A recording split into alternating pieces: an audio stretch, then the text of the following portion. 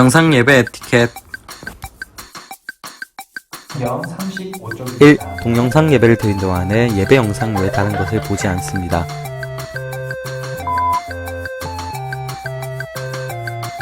2. 경건한 마음으로 성경책을 준비합니다.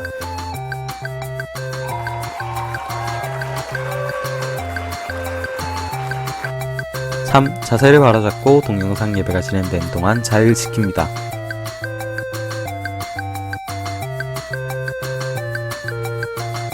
4.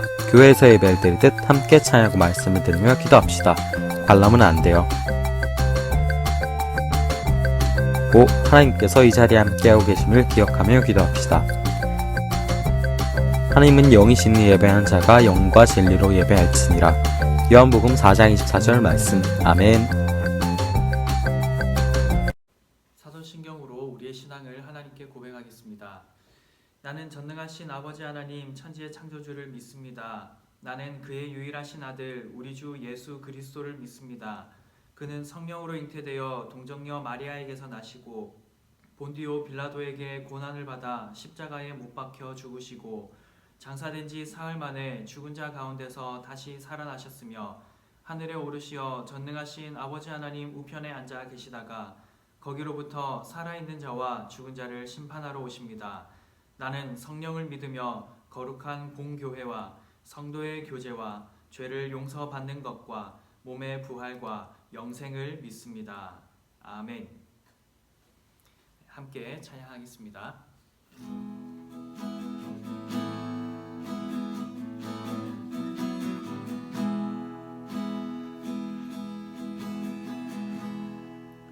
혼자서만 세상을 사는 듯이 주가 멀어 보이기만 할 때 우리는 바라보아야 하네. 우리에게 오셨던 그 주님을 혼자서만 세상을 사는 듯이 혼자서만 세상을 사는 듯이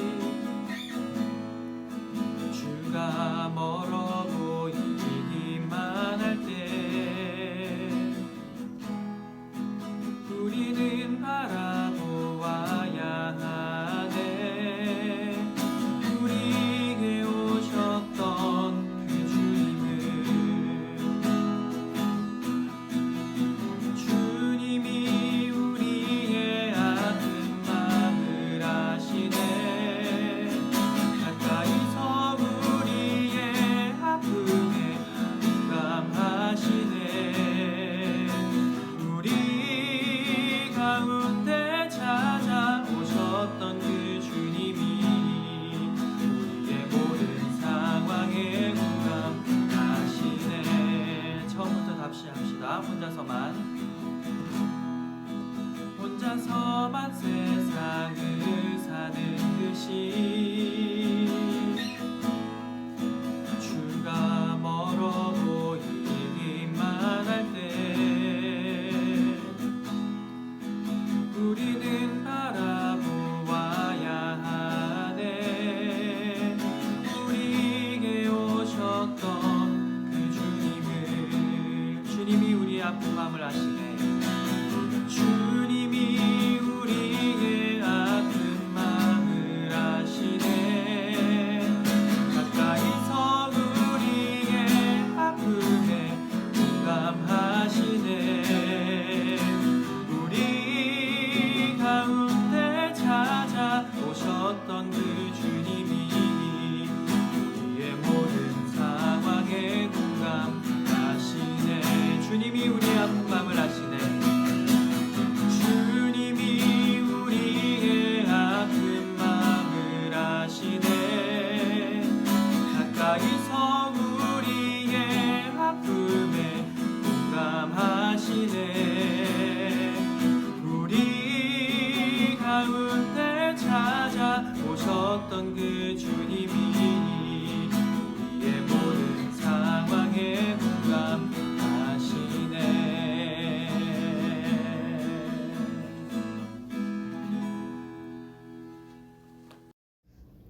찬양받기에 합당하신 주님께 모든 영광과 찬양을 올려드립니다.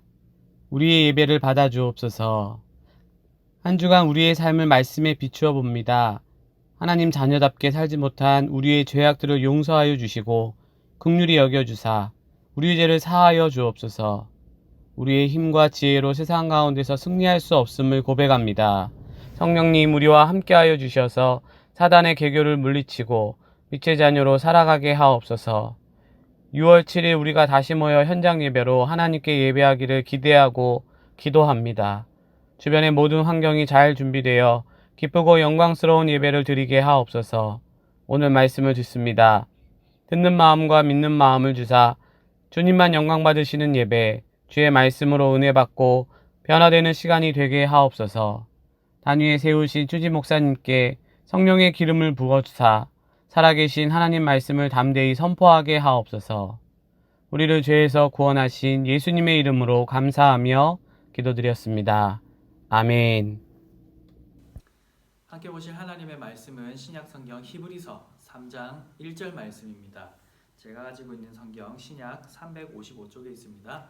히브리서 3장 1절 말씀 한 절을 제가 봉독해 드리겠습니다. 하나님의 말씀입니다.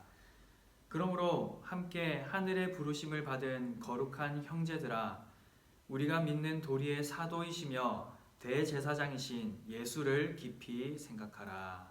아멘.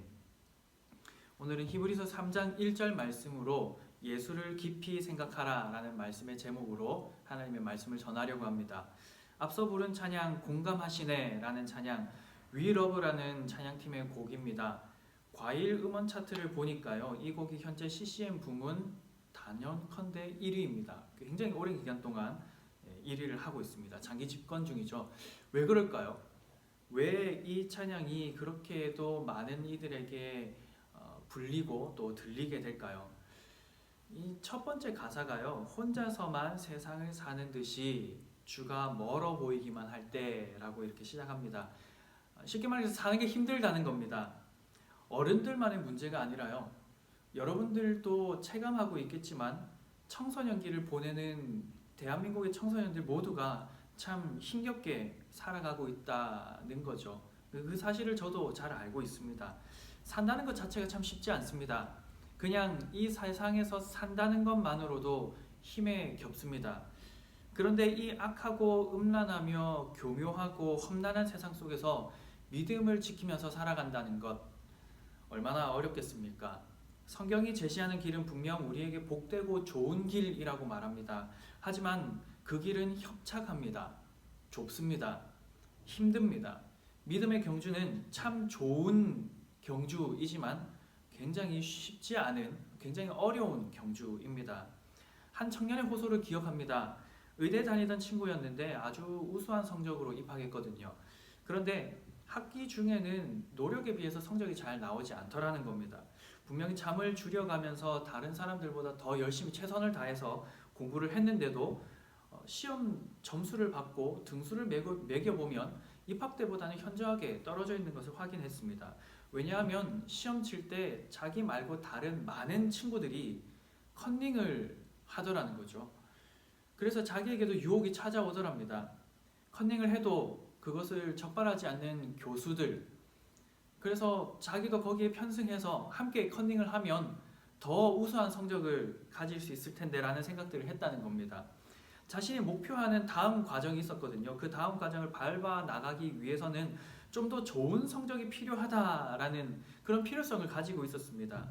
그럼에도 불구하고 자신의 신앙 양심상 컨닝은 하지 못하겠고, 그래서 이 모든 상황이 너무 억울하고 속상하다면서 저에게 울며 하소연했던 그 친구가, 그 청년을 저는 기억합니다. 우리들 역시 여러 가지 상황과 관계 속에서 유혹들을 만나죠.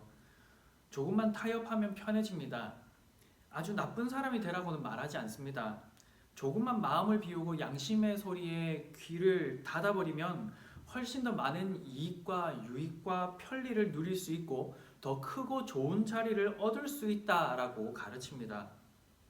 히브리서의 수신자들도 비슷한 어려움 가운데 있었습니다.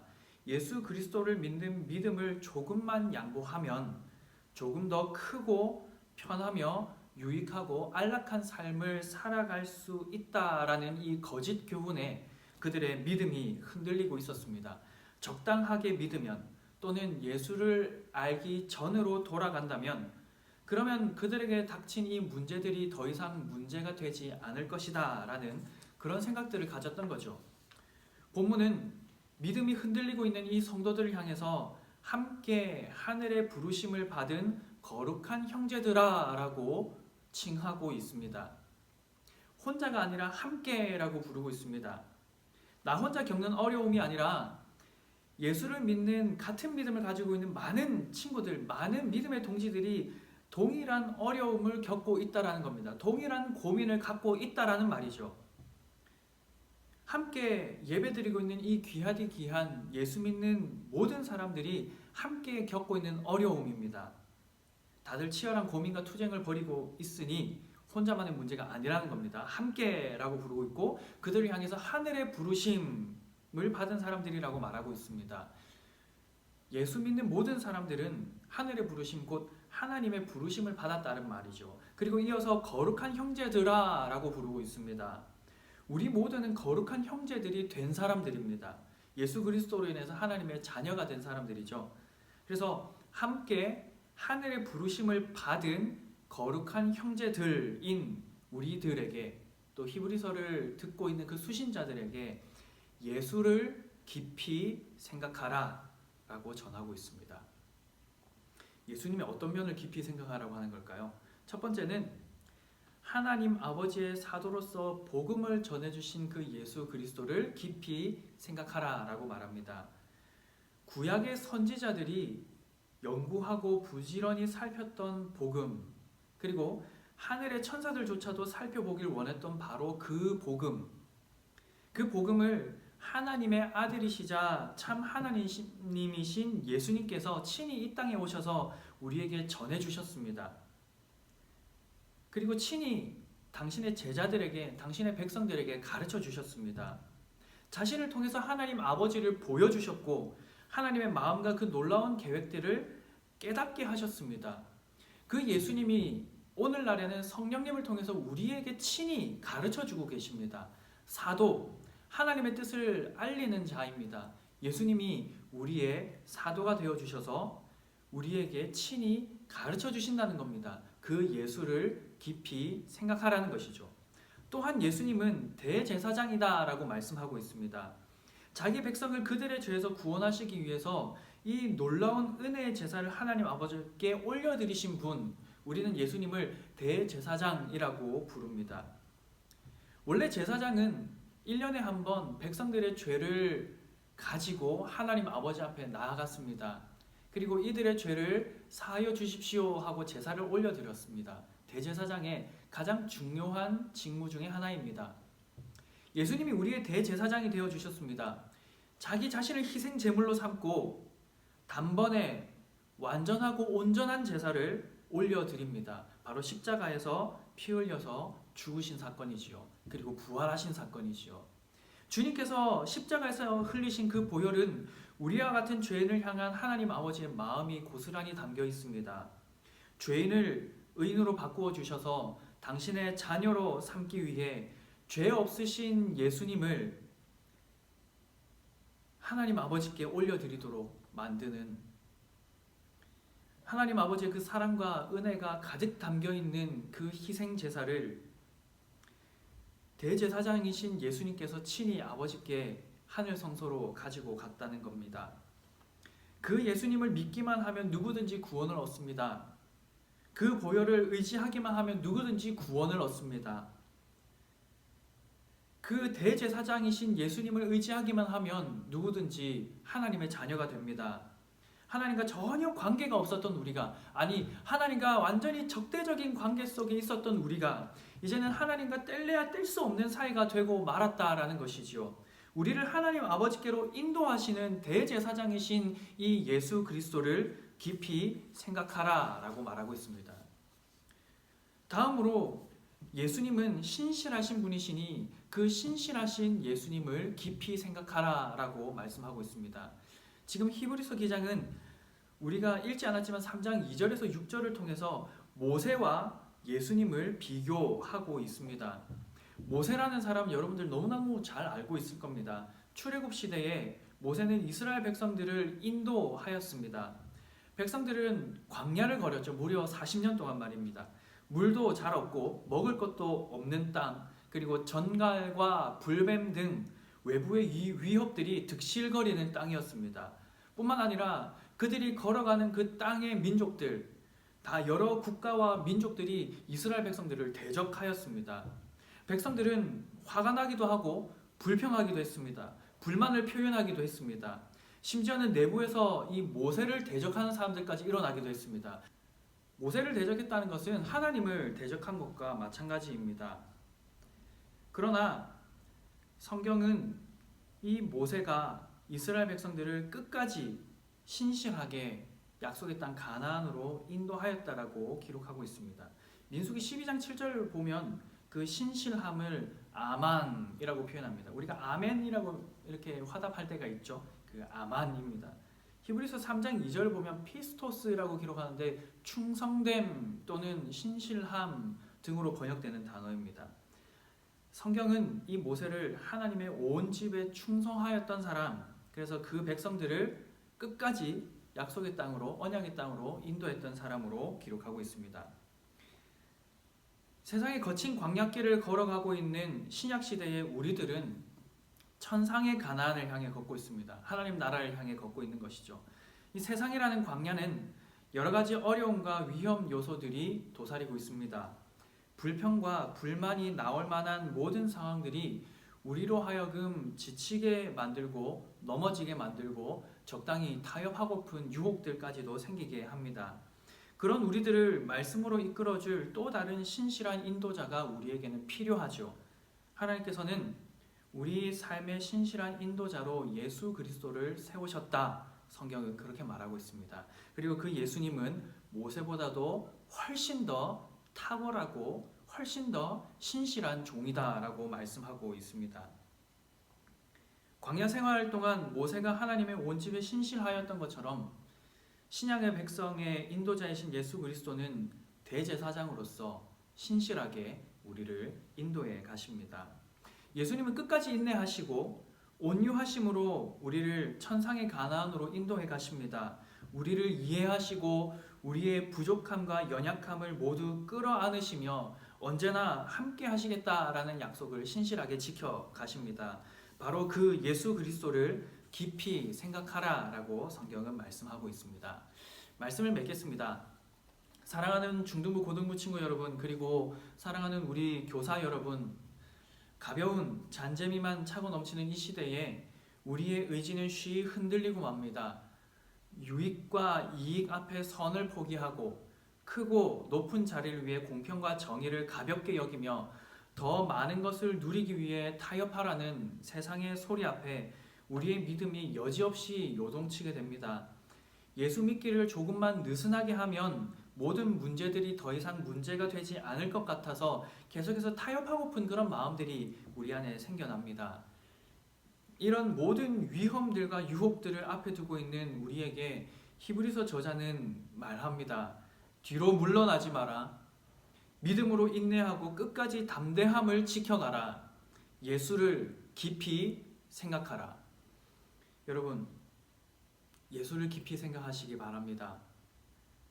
볼지어다 내가 세상 끝날까지 너희와 항상 함께 있으리라 라고 말씀하신 바로 그 예수님을 믿고 의지하며 따르시길 바랍니다. 이번 한 주간 그분을 따르는 참 즐거움을 누릴 수 있기를 주님의 이름으로 간절히 축복합니다. 함께 기도하겠습니다. 사랑과 은혜가 풍성하신 하나님 아버지, 우리의 대제사장이시며 신실한 우리의 인도자이시는 그 예수님을 우리가 의지합니다. 거친 세상 속에서 여러 가지 어려움과 위험 요소들과 또 유혹거리들로 인하여서 우리는 지치고 넘어지고 흔들릴 때가 있습니다.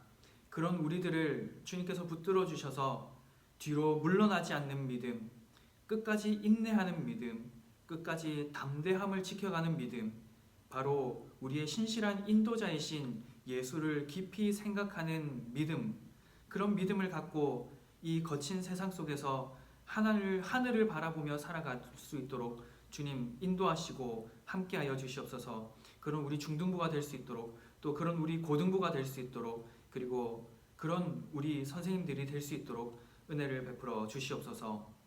우리의 대제사장 되시는 우리 주 예수님의 이름으로 기도드립니다. 아멘. 주님께서 가르쳐 주신 기도로 마치겠습니다. 하늘에 계신 우리 아버지여, 이름이 거룩히 여김을 받으시오며 나라가 임하시오며 뜻이 하늘에서 이루어진 것 같이 땅에서도 이루어지이다. 오늘 우리에게 일용할 양식을 주시옵고 우리가 우리에게 죄 지은 자를 사하여 준 것 같이 우리 죄를 사하여 주시옵고 우리를 시험에 들게 하지 마시옵고 다만 악에서 구하시옵소서. 나라와 권세와 영광이 아버지께 영원히 있사옵나이다. 아멘.